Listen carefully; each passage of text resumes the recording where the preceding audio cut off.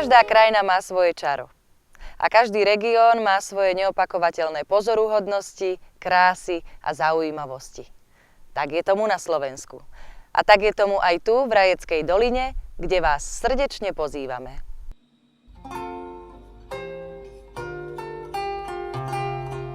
Celé územie v povodí rieky Rajčanky patrilo v dávnej minulosti hradu Lietava. Postavený bol na severnom okraji Rajeckej doliny, aby spĺňal správnu, vojenskú a obrannú funkciu.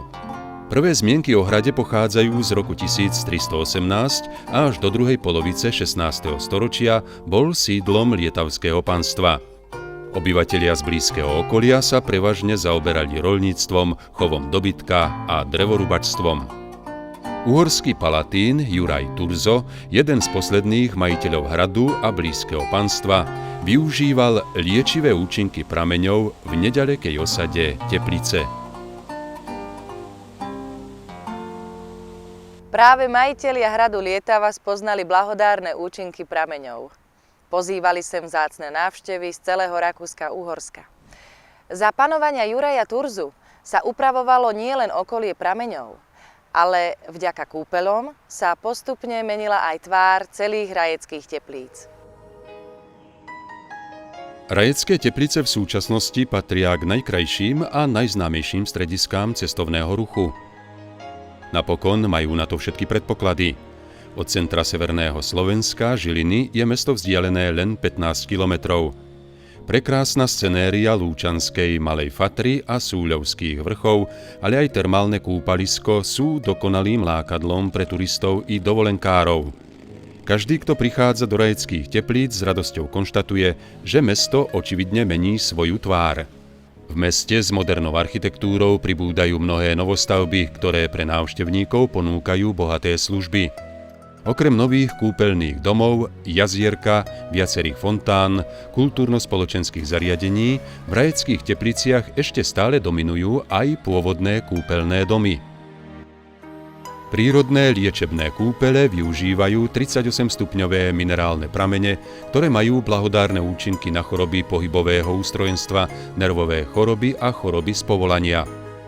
Tunajšie kúpele poskytujú pre záujemcov dlhodobé, ale aj krátkodobé a víkendové pobyty.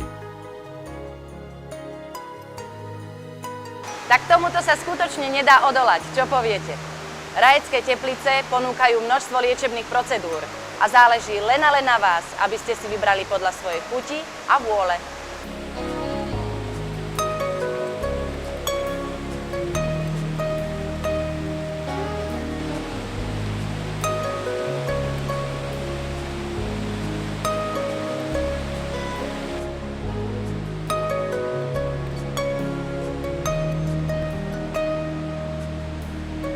Síl mám dosť, telo svieže, takže môžeme pokračovať ďalej po Rajeckej doline.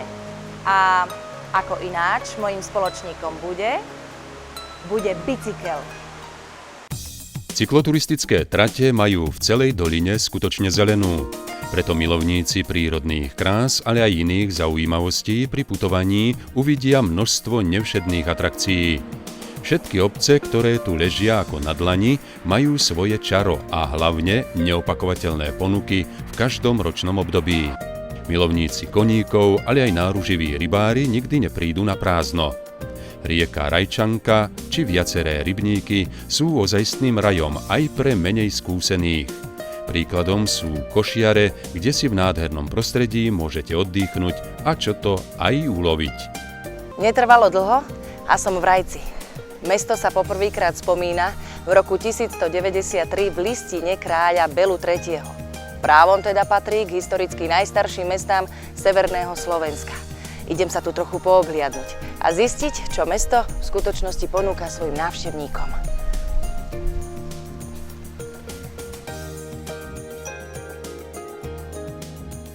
Mesto dýcha dávnou históriou hlavne vďaka renesančnému kostolu svätého Ladislava a renesančnej radnici v centre Rajca. Blízkosť významnej obchodnej cesty podnietila rozvoj remesiel a ich cechov. V tunajšom mestskom múzeu sa návštevníci môžu zoznámiť s rozvojom rôznych remesiel, ktoré tu boli mnohé desaťročia. A tých nebolo len tak málo. Pôsobili tu ševci, tkáči, klobučníci, kožušníci, medovnikári, pivovarníci, rezbári. No najslavnejším remeslom v Rajci bolo garbiarstvo a čižmárstvo. Po celej Európe sa preslávili výrobou tzv. Rajčoviny, z ktorej sa šili červené kožené čižmy. Ich názov, kordovánky, s pýchou nesú aj tieto šikovné mažoretky. Podľa všetkého chcú aj oni presláviť mesto na rôznych európskych prehliadkach.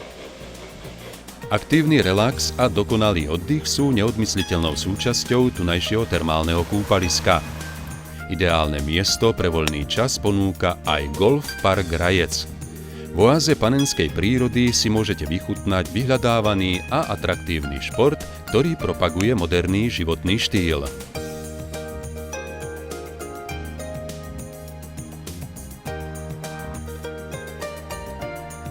Bicykel si oddychol, ja som sa nabažila neskutočným množstvom informácií. Poďme teda ďalej, do Rajeckej doliny. Do Rajeckej lesnej denne putujú návštevníci, turisti a dovolenkári z celého sveta. V obci sa nachádzajú unikátne pamiatky a zaujímavosti, ktoré by ste nemali obísť ani vy. Tak poďte spolu so mnou na dlhú, ale za to krásnu púť. Dominantou pútnického areálu je kostol Narodenia Panny Márie z roku 1866, ktorý bol v roku 2002 vyhlásený na baziliku minor. Mariánska úcta v Rajeckej lesnej je zachovávaná od 15. storočia. Z toho obdobia pochádza aj milostivá socha Panny Márie Frivaltskej. Hlavné púte bývajú od baziliky na Kalváriu s krížovou cestou počas najvýznamnejších katolíckych sviatkov. V tesnej blízkosti baziliky nemôžete obísť dom Božieho narodenia, kde je umiestnený slovenský Betlehem. Rezbárske dielo majstra Jozefa Pekaru predstavuje najdôležitejšie momenty slovenskej histórie a ľudových tradícií. Ústredným motívom je maštaľ, v ktorej sa narodil Ježiš Kristus. Do biblického motívu sú včlenené aj rôzne obrazy zo života nášho ľudu. To všetko si nenechajte ujsť a na vlastné oči vychutnajte drevenú krásu v slovenskom Betleheme. Ľudová architektúra, zvyky a tradície sú neodmysliteľnou súčasťou viacerých tunajších obcí. Z pokolenia na pokolenie ich tu našťastie zachovávajú aj mladí ľudia. Máte pocit, že sú to len silné reči? Mýlite sa. Presvedčíme vás o tom vo Fačkove a v Čičmanoch. Obyvatelia Fačkova sa odjakživa živili chovom dobytka, pestovaním rôznych plodín a hlavne drevorúbačstvom. Pýchov obce bol tunajší kroj. Mládenci a devy ho pravidelne obliekajú na fašiangy aj v súčasnosti. Na Slovensku je už málo obcí, kde zachovávajú originálne fašiangy, no vo Fačkove ich uvidíte rok čo rok. Presne v takej podobe, ako ich poznali ich starí otcovia. Rázovitá obec Čičmany leží na konci Rajeckej doliny. Podľa všetkého, vďaka ľudovej architektúre maľovaných dreveníc a jedinečnosťou výšiviek je známa po celom šírom svete. Aby sa biele ornamenty či hudobný folklór z Čičmian stal nesmrteľný, v obci sa zrodilo nové folklórne podujatie – dedičstvo otcov Zachovaj nám, Pane. Na konci septembra sa v obci prekrásne spieva, hrá a tancuje. Keď si prídete vychutnať ľudové piesne, budete sa cítiť ako v skutočnom raji. Rajecká dolina, ako sme už neraz spomínali, sa nachádza uprostred prekrásnej prírody. Tunajšie doliny a vrchy Malej Fatry či Strážovských vrchov disponujú vzácnou flórou a faunou. Síl mám už pomenej, no presvedčím vás o tom, že tu objavíte všetko to, po čom duša milovníka prírody piští. Niekto dávno povedal, že pri pohľade na kľak, jeden z najkrajších masívov Lúčanskej Malej Fatry, si treba pokľaknúť. Tunajšia príroda a zachovalý ekosystém núti pri stretnutí s darmi našej zeme naozaj postáť a pokľaknúť. Rôzne druhy rastlín a živočíchov majú v Rajeckej doline bohatú a rôznorodú ponuku. Poniklet slovenský, Astra alpínska, ale aj jasoň červenooký vám ukážu svoju neopakovateľnú krásu. Doliny a vrchy okolitej prírody ponúkajú symbiózu tunajšieho života v každom ročnom období. Výnimkou nie je ani zima, kedy okolité svahy môžu využiť milovníci adrenalínových športov. Videli sme toho dosť a prešli ešte viacej. Ale k zážitkom a spoznávaniu Rajeckej doliny nesmú chýbať tunajšie jedlá a špeciality. Široká sieť hotelov, reštaurácií a penziónov vás určite presvedčí, že tu vedia tradičné jedlá starých mám ešte stále pripraviť. Hovorí sa, že s plným žalúdkom sa krajšie pozerá na svet. Keď ochutnáte plnené pyrohy, brincové halušky a rôzne tunajšie špeciality, určite potvrdíte starú múdrosť. Z Rajeckej doliny sa vám bude určite odchádzať veľmi, veľmi ťažko. Nádherná príroda, kultúrne a historické pamiatky, kúpele a všetko, čo sem patrí, vás natrvalo opantajú. Sami zistíte, že je to tu ozajstný raj na zemi. Tak o tom nezabudnite porozprávať svojim priateľom a blízkym. Dovidenia v Rajeckej doline.